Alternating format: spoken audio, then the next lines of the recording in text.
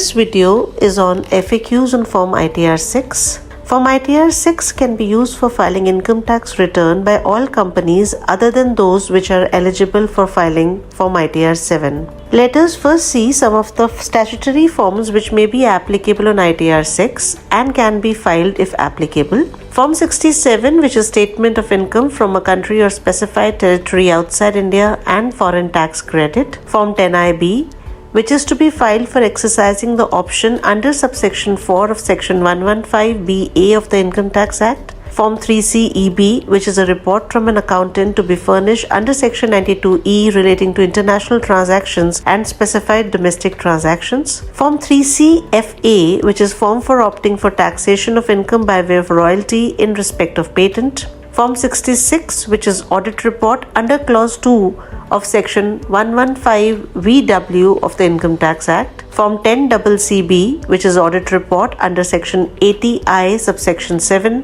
80IA subsection 7, 80IB or 80IC.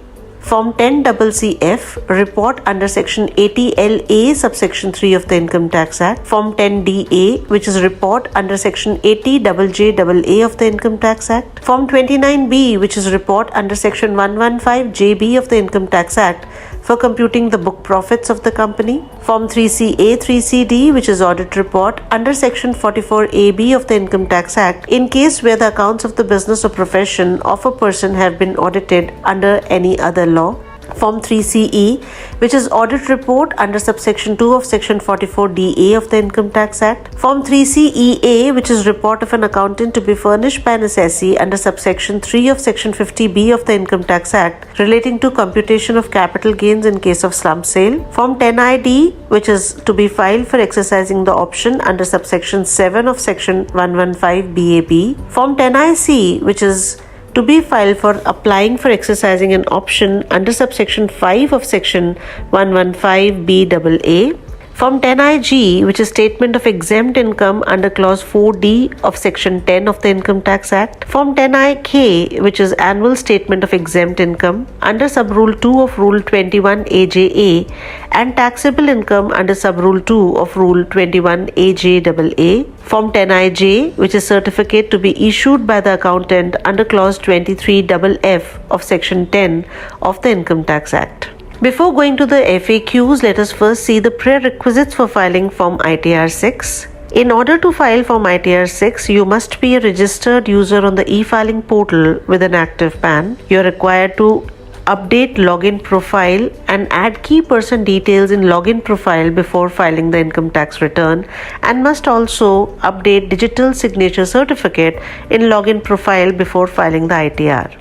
It is also advisable to pre-validate a bank account and nominate it for refund, to have a valid mobile number linked with e-filing portal, Aadhaar, your bank or your depository, and you must have filed applicable statutory form before filing the income tax return. Let us now see the first FAQ on filing ITR 6. The question is it mandatory to file Form 10IB, 10IC or 10ID within due date to claim the benefit of new tax regime under section 115BA, 115BAA or 115BAB respectively? Taxpayers are required to note that they should file the Form 10IB, 10IC or 10ID within due date as per section 139 subsection 1 to claim the benefit of new tax regime under section 115BA, 115BAA or 115BAB respectively. Another question related to Form 10IB is that if the taxpayer has filed Form 10IB each year from the year of opting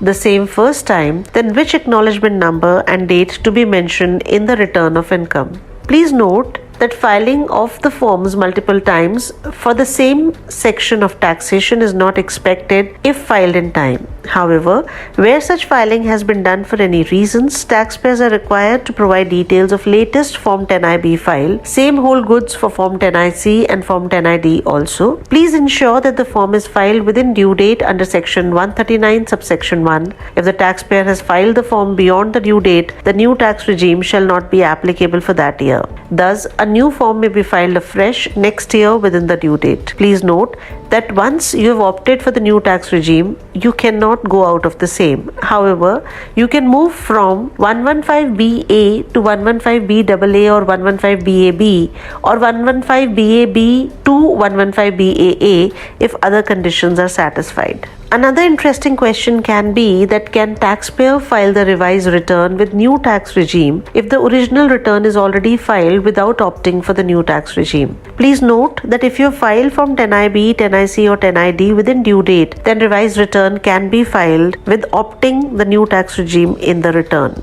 Another question is that the taxpayer is trying to file return after due date by claiming loss from business and profession which is on account of unabsorbed depreciation. Can the said losses be carried forward to next year? Please note if the return is filed after due date, then business loss cannot be carried forward to next year as per the provisions of the Income Tax Act. Further, if the loss from business and profession is on account of unabsorbed depreciation, then the same needs to be reduced from Schedule CFL and to be entered in Schedule UD to carry forward the same to next year. In the next year, the brought forward depreciation losses will be adjusted through entries in Schedule UD and Schedule BFLA. Another question can be how to disclose the amount debited to profit and loss account and disallowable under Section 37 reported in the audit report in the income tax return.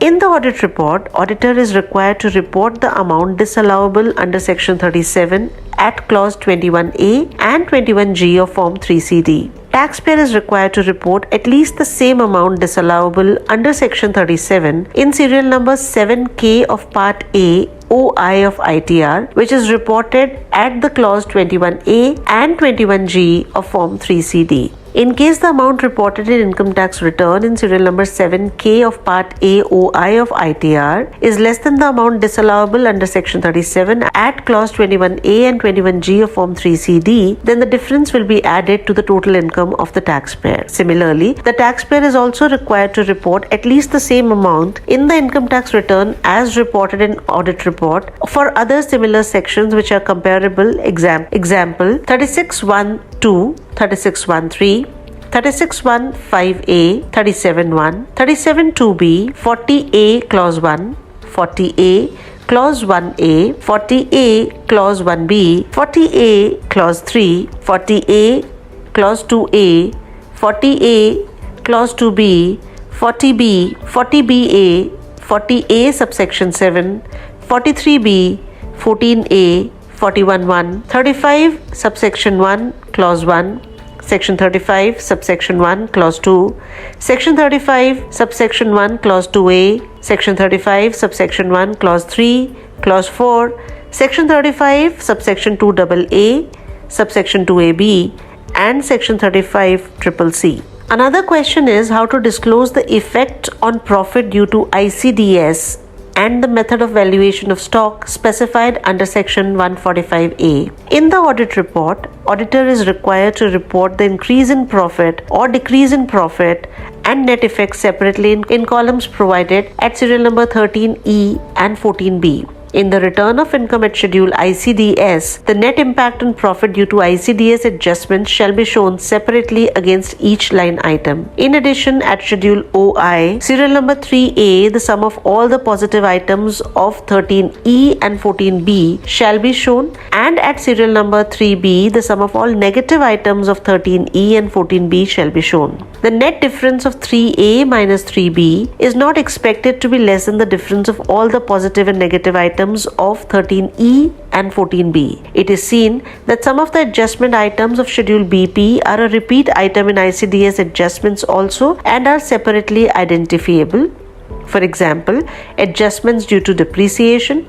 The impact of such adjustments having dual or multiple impact may be reported using other appropriate columns of Schedule BP to nullify the impact of dual or multiple adjustment. Another interesting question could be that what precautions should be taken to claim TDS or TCS deducted or collected in the hands of others. To claim TDS or TCS deducted or collected in the hands of other person, kindly ensure that the same details of TDS, TCS deducted or collected are also mentioned in other person's return of income and same has been given away by the other person in its ITR. Further ensure that the ITR of the other person is filed before filing the income tax return A question related to minimum alternate tax could be that if MAT provisions are applicable, which schedules are required to be filed? If MAT provisions are applicable to the company, please ensure to file Schedule MAT and Schedule MAT C in the income tax return. Another issue that could be asked would be that taxpayer is not able to file ITR 6 and getting the error that dear taxpayer,